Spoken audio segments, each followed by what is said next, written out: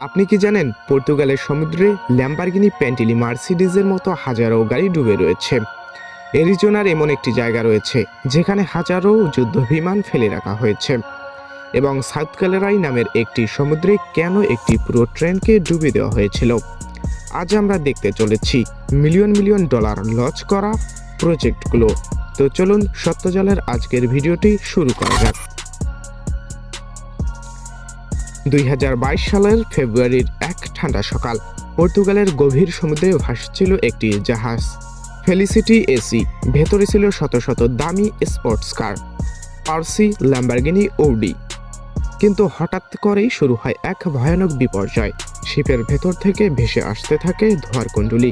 মুহূর্তের মধ্যেই জাহাজে কন্ট্রোল রুমে বাজতে থাকে এক অ্যালার্ম। কেউ জানে না কোথা থেকে আগুনের সূত্রপাত। ক্রুরা একে একে জাহাজ থেকে পালিয়ে যায়, কিন্তু তখনও গাড়িগুলো থেকে ভেসে আসছিল তীব্র বিস্ফোরণের শব্দ। এরপর মাত্র কয়েক ঘন্টার মধ্যেই পুরো জাহাজ সমুদ্রের অতল গহ্বরে তলিয়ে যায়। সঙ্গে নিয়ে যায় 40 কোটি মার্কিন ডলারের বিলাসবহুল স্বপ্ন। সত্যি কি এটি ছিল দুর্ঘটনা, নাকি এর পেছনে লুকিয়ে আছে অন্য কোনো রহস্য? অ্যারিজোনার এক মরুভূমিতে সারি সারি রাখা হয়েছে প্লেন।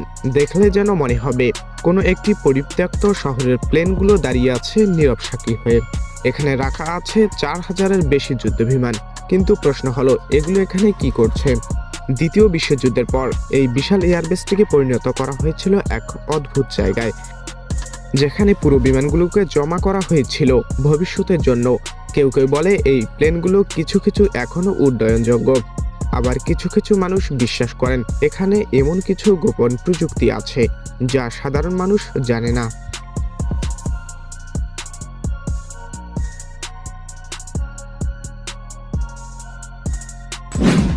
সাধারণত আমরা শুনে থাকি জাহাজ ডুবে গেছে, সাবমেরিন ডুবে গেছে, কিন্তু একটা আস্ত ট্রেন।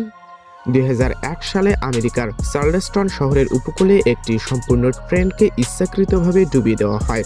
শুনতে অবাক লাগছে, কিন্তু ঘটনা সত্যি। বিজ্ঞানীরা চেয়েছিল সমুদ্রের তলদেশে কৃত্রিম প্রবাল প্রাচীর তৈরি করতে, যেখানে সামুদ্রিক প্রাণীরা নতুন একটি আবাস খুঁজে পাবে। কিন্তু বাস্তবতা ভিন্ন ছিল। কয়েক বছর পরেই দেখা গেল ট্রেনের ধাতব অংশ দ্রুত ক্ষয় হতে শুরু করে।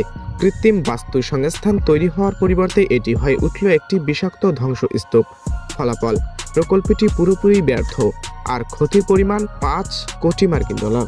তাহলে কি প্রকৃতির সঙ্গে জোর করে কৃত্রিম কিছু তৈরি করাই ছিল ব্যর্থতার কারণ, নাকি অন্য কিছু? 1963 সালে পুয়ের্তো রিকোর গভীর অরণ্যের মাঝে নির্মিত হয় এক বিশাল বৈজ্ঞানিক বিস্ময়, এরিসেবো অবজারভেটরি।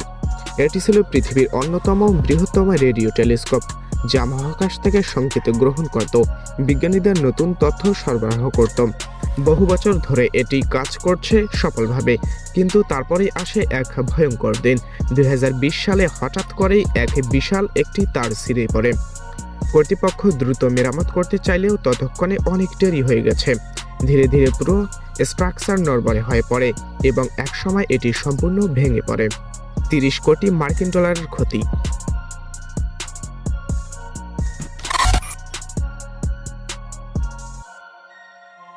লেবাননের এক মরুভূমিতে সারি সারি গাড়ি রাখা হয়েছে, কিন্তু সাধারণভাবে নয়, বরং সবকটি গাড়ি উল্টো করে রাখা হয়েছে। একটি প্রজেক্টের মাধ্যমে পরিকল্পনা করা হয়েছিল গাড়িগুলোকে এমনভাবে রাখা হবে যাতে জায়গার অপচয় কম হয় এবং সহজেই ব্যবহার করার জন্য প্রস্তুত করা যায়। কিন্তু বাস্তবে দেখা গেল এই পদ্ধতিটি গাড়িগুলোকে দ্রুত অকেজ করে ফেলছে। এই ব্যর্থ প্রকল্পের ক্ষতির পরিমাণ দাঁড়ায় 10 কোটি মার্কিন ডলার। তাহলে কি এটি ছিল ভুল পরিকল্পনা, নাকি এখানে ছিল অন্য কোনো গোপন উদ্দেশ্য? এই 5টি ব্যর্থ মেগা প্রজেক্ট আমাদের দেখিয়ে দেয় বড় পরিকল্পনায় শেষ কথা নয়, সফল হতে হলে চাই সঠিক বাস্তবায়ন। ভিডিওটি ভালো লাগলে লাইক করুন, আর এমনি রহস্যময় এবং ইন্টারেস্টিং ভিডিও পেতে সত্যজাল ইউটিউব চ্যানেলটিকে সাবস্ক্রাইব করতে ভুলবেন না। ধন্যবাদ।